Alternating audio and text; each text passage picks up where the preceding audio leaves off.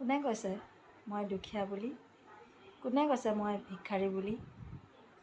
কোনে কৈছে মই দুৰ্বল বুলি? এই তিনিটাৰে মই এটাওৱে নহয়। কিয় জানে? মোৰ লগত ভগৱান আছে। ভগৱান কোন গম পায়নে? মা দেউতা। মা দেউতাৰ আশীৰ্বাদ পালে আৰু একো নালাগে।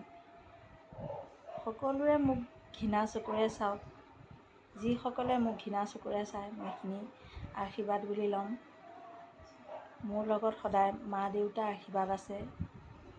সেয়ে মই সদায় আগুৱাই যাম। মই দুখক দুখ নুবুলো। মই সদায় সুখী বুলিয়ে মই ভাবিম। সেইকাৰণে আপোনালোককো কৈছোঁ মা দেউতাৰ আশীৰ্বাদ ল'ব।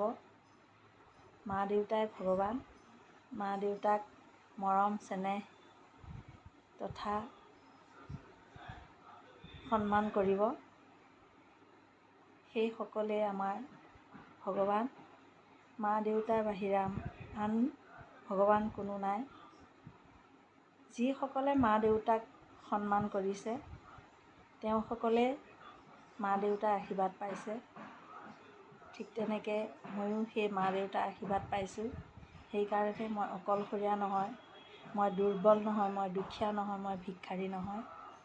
তাকে আপোনালোকক ক'লোঁ আপোনালোকেও তেনেকৈ আগুৱাই যাওক মা দেউতাৰ আশীৰ্বাদ লৈ।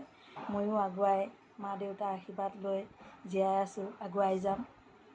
তাকে কৈ মোৰ ভিডিঅ'টো সামৰিছোঁ। ভাল পালে লাইক কমেণ্ট শ্বেয়াৰ কৰিব। ধন্যবাদ।